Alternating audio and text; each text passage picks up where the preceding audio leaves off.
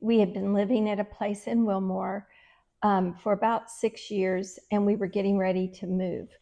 And I was at Michael, seminary, at Asbury Seminary. and he had just gotten news from the doctor that he had a degenerated herniated disc. And so the doctor insisted that I come in and talk to him. And we had the MRI to show that I was missing a fourth of one of the vertebrae at the bottom. I'd hurt myself while working at UPS. I just was on the sort aisle and I picked up a big chunk of metal that weighed about 80, 90 pounds, and we weren't supposed to have anything that heavy on the sort aisle, so I grabbed it and twisted to put it on, on the little belt to go to a different place, and it pulled my back out, and I was done. I couldn't function at all, and it was devastating. I would lay in bed most of the days and only have about 3 good hours every day to where I was not in pain and could do stuff with my kids and everything. But it was terrible. Neurosurgeon said within 5 years I'd be in a wheelchair. Yeah, he told me when I came in, he said, it won't be long. He said, so you need to make plans because you've got 4 little children. We had 4 at the time. You need to make plans because your life is getting ready to change. You'll be pushing a wheelchair with your husband. I can't get him to get in a wheelchair. I don't know. But it was bad. I mean, it was really bad. He would play with the children and then he'd have to go lay down for hours. That was cool. We knew David at that time, and I was at a church service with a friend of ours named Reverend Doug Reeves, and he has a ministry that we support even to this day called Victory Christian Ministries. And he had felt like the Lord wanted to heal me supernaturally, and so he was walking me around the church at First Assembly back then, walking me around the church declaring healing, and he said, I feel the Lord wants you to sow a seed for your healing and send money to Richard Roberts. And he didn't know it, but I didn't like Richard Roberts. So he saw the expression on my face and he said, what's wrong with Richard Roberts? And I said, well, he tries to sell stuff on the show. If you'll send money, I'll give you this. It just irritates me. He goes, you've got a judgment, brother. He said, that's going to hinder God healing you. He said, in fact, you need to sow $200 to that ministry. And I was like, daggone it. So he didn't know at the time because we were in seminary. Now I wasn't working. We were living in government housing. We were in a place where we didn't have any money. And I had $200 in the account, and I wrote a check for $200, and I had bills going to be due, the electric, the water. So I sewed $200 to this ministry, and that's every cent I got. And then David calls me and said, Mike, I've got somebody that has... He did not call you. He called me. Called you? Okay. He called me, and he said, Kelly, would you be... He knew with the 4 little kids, he needed to ask me first because I was going to have to support this venture. He said, do you mind if I take Michael out to the International Charismatic Bible Ministries Conference at Oklahoma, at ORU University? Well, I had no idea what that was. I didn't either. He said, there's an older woman that's got a buddy pass, and she will let him have it, and he can fly out there for free. Well, and I took my food stamps and my free pass and no money. And I ate, I fasted a lot and ate just what I bought at the store, fruits and things, and went to this conference. And the first night there's Richard Roberts leading the service. And God has such a sense of humor. That's why I love my relationship with the Lord. He's so awesome. So here I am at this service. My back's in terrible shape. I can't bend at all over. I got to be very careful because it just hurts.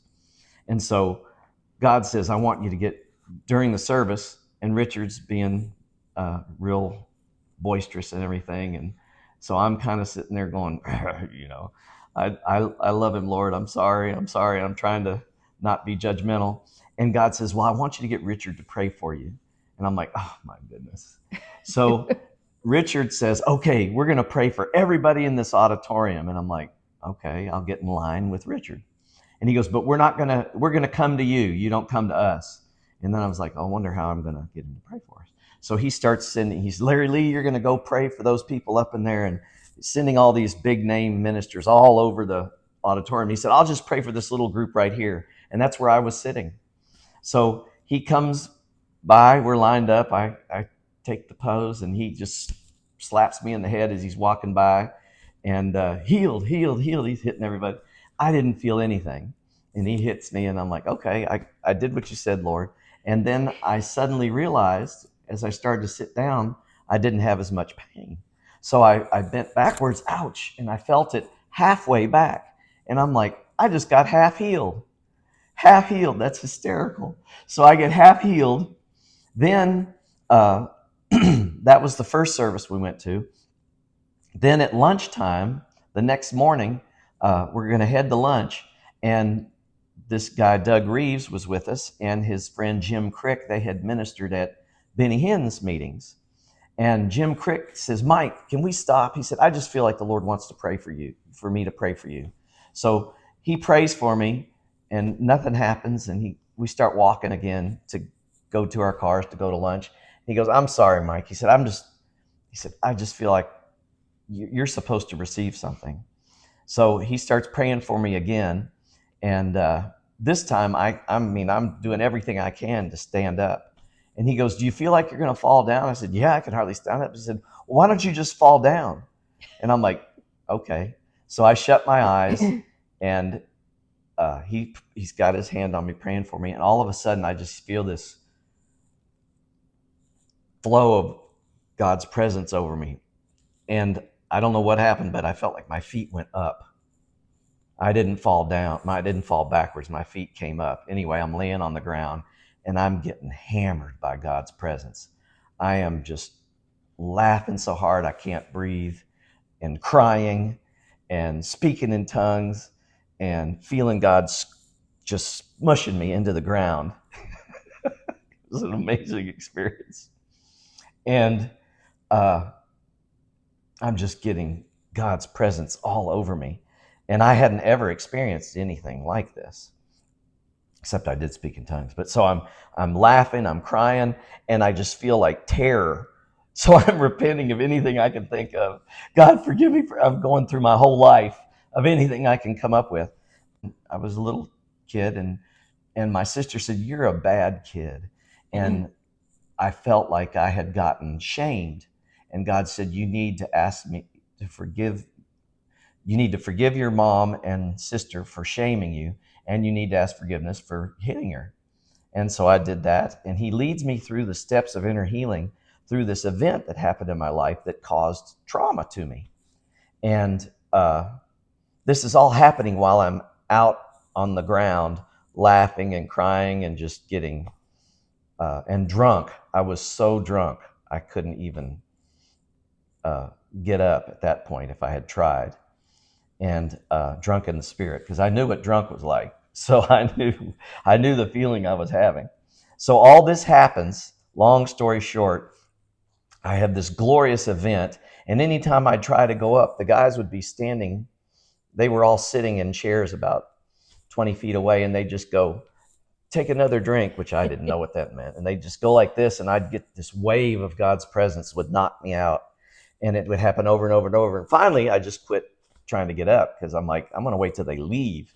And so they left, and I finally, it's all quiet. I'm all alone. I get up and try to walk back to the service, because it's almost time for the service to start, and I couldn't walk.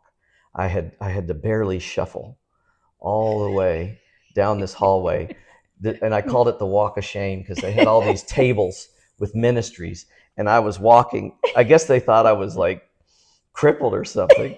And I'm like, they're just looking at me like, what is wrong with him? And I'm like, I'm fine.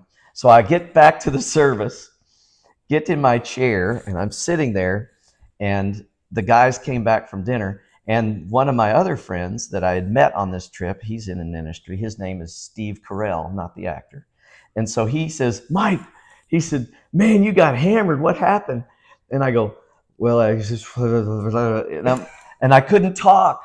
And he starts laughing at me. He said, you are still just hammered drunk with the Spirit of God. And I got 3/4 healed. I got another part of the healing. And I'm like, this is just crazy.